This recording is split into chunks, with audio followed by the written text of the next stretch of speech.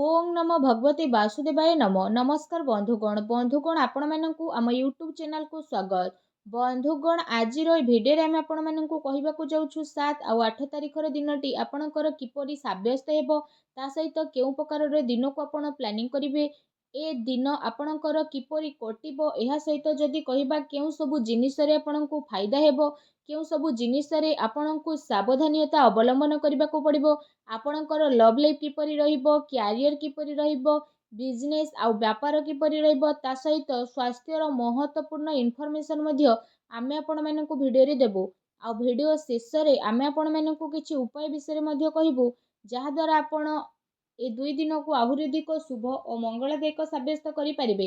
आगो को वीडियो आरंभ करबा पूर्व आमर आपनकु रिक्वेस्ट कि जदि आपण आमर ए चैनल रे नुआ करि आछन्ते तो चैनल को सब्सक्राइब करंतु सांगर नोटिफिकेशन बेल को मध्य ऑन करंतु जहा द्वारा समय समय रे आमर नुआ नुआ वीडियो रो नोटिफिकेशन आपनकु मिलि जिवो। तो आसंतु जानिबा किपरि रहिबो आपणको पई विशेष रूप रे जदि हमें कहिबा 7 और 8 तारिखर दिन सबुठारु प्रथमे कहिबा कि ए 2 दिन रे आपणको पई पॉजिटिव रहिबा पई जाउछि। जदि हमें आपण माननकु कहिबो कि फ्रेंड्स ए 2 दिन रे आपणको भित्तीय स्थिति रे काफी सुधारता आसीबो किछि नुआ स्टार्टिंग करिबा पई ए दिनर टाइम आपणको पई बहुत ही अनुकूल भरा रहिबो आपणकर परिश्रम एवं प्रयासर सार्थक परिणाम ए 2 दिन रे आपणको सामना को आसीबो। विवाह योग्य लोकंको पई कोनोसी भलो संपर्क आसी मध्य पारे आ घरे आपणकर कथावार्ता मध्य आरंभ होई पारे ता सहित समाज एवं संपर्कीयंकरे आपणकर प्रभावशाली व्यक्तित्व सरल स्वभाव कारणरू विशेष रूप रे आपणकर मान प्रतिष्ठा बनिकी रहिबो। समय किछि मिलाजुला प्रभाव मध्य आपणको पई नै करी आसुछि किंतु ताकू आपण बहुत भलो बनैबार अति आवश्यक रहिछि। किछि टाइम रु अति संपर्कीयंक भितरे जहाँ भी लड़ाई झगड़ा चलुथुला त से सबु ए दिन रे कहार माध्यम द्वारा दूर मध्य हेबो एवं संपर्क रे पुणी थरे मधुरता आसीबो। प्रतिष्ठित लोकंक ठारो मिलाजुला बढ़िबो जहाँ आपणको पई भविष्यत पई बहुत ही लाभदायक सिद्ध हेबो। धार्मिक स्थल रे जिबार आपणकर प्रोग्राम मध्य बनिबो जो कारण पई बहुत अधिक शांति एवं हल्का आपण अनुभव करिवे। घरे सुख सुविधा संबंधित वस्तुर किणाकिणी मध्य हेबो ता सहित कौनसी दामी उपहार मध्य आपणकु मिली पारे। विद्यार्थी वर्गंकु निजर चाकरी संबंधित कौनसी क्षेत्र रे इंटरव्यू रे सफलतार विशेष रूप रे जोग बनुछि सेथि पई पूरा परिश्रमर सह निज कार्य उपरे फोकस देखांतु। निजर सिद्धांत द्वारा कौनसी प्रकार समझौता आपण आदौ करंतु नाही।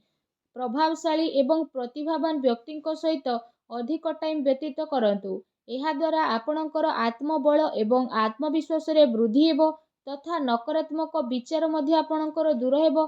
भाग्य ठारू अधिक आपण आपणकर कर्म उपरे विश्वास रखंतु दिन आपणक पई बहुत ही भलो रहिबो। ता सहित आसंतु जानिबा ए दिन रे आपणक पई कोन नेगेटिव रहिबो। फ्रेंड्स कौनसी पारिवारिक कथावार्ता को नहीं भाई भौणी भितर लड़ाई झगड़ा होई पारे। घरर वृद्ध लोकंकर कथा द्वारा आपणक संबंध को खराब हेबा ठारू बंचेकी रखंतु।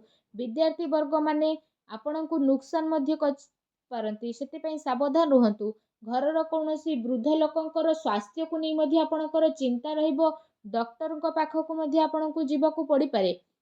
एहा सहित आपणको आपणकर स्वभाव रे इगो को खत्म करबा पई पड़िबो जहा द्वारा प्रॉब्लम सब शीघ्र ही सुधुरी जीवो।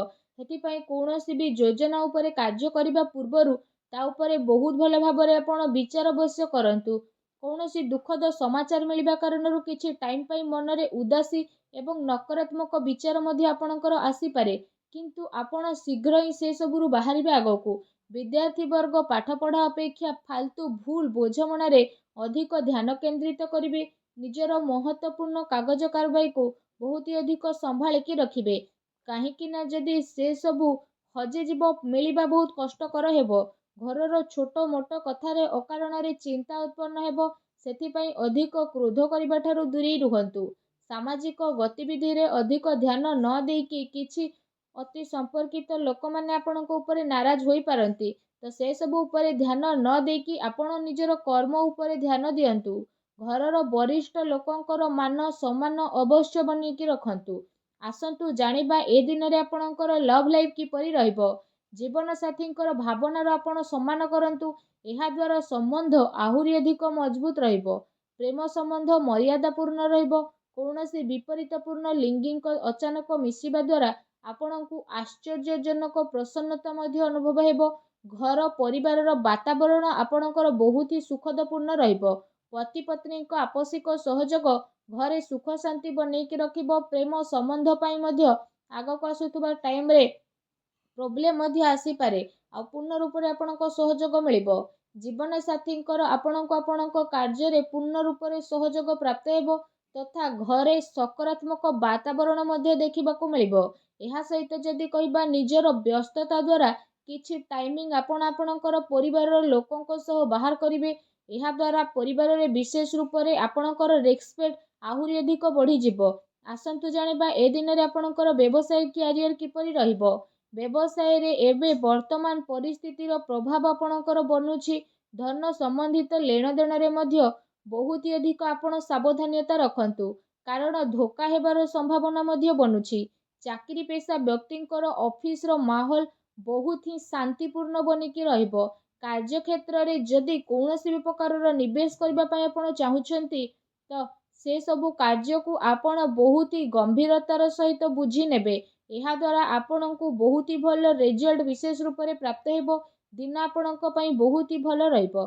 ଚାକିରିରେ ନୂଆ ସମ୍ଭାବନା ମିଳିବାର ବହୁତ ହି ଭଲ ଯୋଗ ବନୁଛି। ଏହା ସହିତ କାର୍ଯ୍ୟକ୍ଷେତ୍ରରେ ଯଦି କହିବା ଅନ୍ୟର ହସ୍ତକ୍ଷେପ ଦ୍ୱାରା କର୍ମଚାରୀଙ୍କ ଭିତରେ ମତଭେଦ ଉତ୍ପନ୍ନ ହୋଇପାରେ। ସେଥିପାଇଁ ଆପଣ ନିଜର ନିର୍ଣ୍ଣୟକୁ ପ୍ରାଥମିକତା ଦିଅନ୍ତୁ ତଥା ବ୍ୟବସାୟିକ ଗତିବିଧି ଉପରେ ଆପଣ ନିଜର କଡ଼ା ନଜର ରଖନ୍ତୁ। ଏହା ସହ ଚାକିରି ପେଶା ବ୍ୟକ୍ତି ମଧ୍ୟ ଅଫିସରେ ପଲିଟିକ୍ସର ଶିକାର ମଧ୍ୟ ହୋଇପାରନ୍ତି, ତେଣୁ ଆପଣ ଟିକେ ସାବଧାନ ରୁହନ୍ତୁ। ତା ସହିତ ଯଦି କହିବା ଏ ଦିନରେ ଆପଣ କୌଣସି ବି କାରଣରୁ କାର୍ଯ୍ୟକ୍ଷେତ୍ରରେ ଅଧିକ ଟାଇମ ଦେଇପାରିବେ ନାହିଁ, କିନ୍ତୁ ସେ ସବୁରୁ ବାହାରିକି କର୍ମଚାରୀଙ୍କୁ ଆପଣ ଉଚିତ ସପୋର୍ଟ ମିଳିବ। ଚାକିରି ପେଶା ବ୍ୟକ୍ତିବିଶେଷଙ୍କୁ ନିଜର କିଛି ଉଚ୍ଚ ଅଧିକାରୀଙ୍କର ପୂର୍ଣ୍ଣ ରୂପରେ ସହଯୋଗ ପ୍ରାପ୍ତ ହେବ। ବ୍ୟବସାୟିକ କ୍ଷେତ୍ରରେ ଆପଣଙ୍କର କାର୍ଯ୍ୟକ୍ଷମତାରେ ଆପଣଙ୍କୁ କାମୟାବୀ ମିଳିବ। ସଫଳତା ମଧ୍ୟ ଆପଣଙ୍କୁ ପ୍ରାପ୍ତ ହେବ। ସେଥିପାଇଁ ପ୍ରତ୍ୟେକ କାର୍ଯ୍ୟକୁ ଆପଣ ବହୁତ ହି ଗମ୍ଭୀରତାର ସହ ଭାବନ୍ତୁ। ଚାକିରି ପେଶା ବ୍ୟକ୍ତିବିଶେଷଙ୍କୁ ତାଙ୍କର କାର୍ଯ୍ୟକ୍ଷମତା ପାଇଁ ପ୍ରୋତ୍ସାହନ ପ୍ରାପ୍ତ ହେବ, ଯେଉଁ କାରଣ ପାଇଁ ତାଙ୍କର ମନ ବହୁତ ହି ପ୍ରସନ୍ନ ରହିବ। ଆସନ୍ତୁ ଜାଣିବା ଏ ଦିନରେ ଆପଣଙ୍କର ସ୍ୱାସ୍ଥ୍ୟ କିପରି ରହିବ। ଯଦି କହିବା ଏ ଦିନରେ ଆପଣଙ୍କ ସ୍ୱାସ୍ଥ୍ୟ ବହୁତ ହି ଉତ୍ତମ ରହିବ ତଥା ଆପଣ ଊର୍ଜାରେ ଭରପୁର ରହିବେ। ଏ ଦିନ ଆପଣ ନିଜେ ନିଜକୁ କାଫି ତନ୍ଦୁରୁସ୍ତ ଓ ଚିନ୍ତାମୁକ୍ତ ମଧ୍ୟ ଅନୁଭବ କରିବେ। ତା ସହିତ ଏ ଦିନର ଟାଇମ ଆପଣଙ୍କ ସ୍ୱାସ୍ଥ୍ୟ ଦୃଷ୍ଟିରୁ ବହୁତ ହି ଭଲ ସମୟ ରହିବାକୁ ଯାଉଛି। ଏହା ସହିତ ନିଜ ସ୍ୱାସ୍ଥ୍ୟକୁ ଆହୁରି ଅଧିକ ଭଲ ରଖିବା ପାଇଁ ଆପଣ ପ୍ରତ୍ୟେକ ଦିନ ଯୋଗ କରନ୍ତୁ, ବ୍ୟାୟାମ କରନ୍ତୁ ଏବଂ ସୁସ୍ଥ ରୁହନ୍ତୁ। ଆସନ୍ତୁ ଜାଣିବା ଏ ଦିନରେ ଆପଣଙ୍କ ପାଇଁ କ'ଣ ବିଶେଷ ଉପାୟ ରହିଛି। ଏ ଦିନରେ ଆପଣ ସ୍ନାନ ଆଦି ବିଶେଷ ଭାବରେ କରିସାରିବା ପରେ 7ଟି କନ୍ୟାଙ୍କୁ ଘରକୁ ଡାକିକି ପ୍ରସାଦ ସ୍ୱରୂପ ବିଶେଷ ରୂପରେ ତାଙ୍କୁ କ୍ଷୀରି ଖୁଆନ୍ତୁ ତଥା ତାଙ୍କୁ ଦକ୍ଷିଣାରେ ବିଶେଷ ରୂପରେ କିଛି ଏପରି ହଳଦିଆ ରଙ୍ଗର ବସ୍ତ୍ର ଦେଇକି ବିଦା କରନ୍ତୁ। ଏପରି କରିବା ଦ୍ୱାରା ହିଁ ମା ଲକ୍ଷ୍ମୀ ବହୁତ ଶୀଘ୍ର ପ୍ରସନ୍ନ ହେବେ ଏବଂ ଆପଣଙ୍କର ସମସ୍ତ କଷ୍ଟକୁ ଦୂର କରିବେ। ଯାହା ବି ଆପଣଙ୍କ ଜୀବନରେ ପ୍ରୋବ୍ଲେମ ଚାଲୁଥିଲା ସବୁ ପ୍ରୋବ୍ଲେମକୁ ଅନ୍ତ କରିବେ, ଆଉ ଆପଣଙ୍କୁ ଶୀଘ୍ର ହିଁ ଶୁଭ ଫଳର ପ୍ରାପ୍ତି କରିବେ। ଆଉ ଆପଣଙ୍କର ସବୁ କାର୍ଯ୍ୟ ମା ଲକ୍ଷ୍ମୀଙ୍କ ଆଶୀର୍ବାଦରୁ ବହୁତ ହି ଆସାନୀରେ ମଧ୍ୟ ବନିଯିବ। ମା ଲକ୍ଷ୍ମୀଙ୍କ ଆଶୀର୍ବାଦ ଆପଣଙ୍କୁ ପ୍ରାପ୍ତ ହେଉ। ସଚ୍ଚା ଦିଲରେ କମେଣ୍ଟ ବକ୍ସରେ ଜୟ ମା ଲକ୍ଷ୍ମୀ ଅବଶ୍ୟ ଲେଖନ୍ତୁ ଏବଂ ଭିଡ଼ିଓକୁ ଲାଇକ୍ କରିବା ପାଇଁ ଆଦୌ ବି ଭୁଲନ୍ତୁ ନାହିଁ। ଧନ୍ୟବାଦ।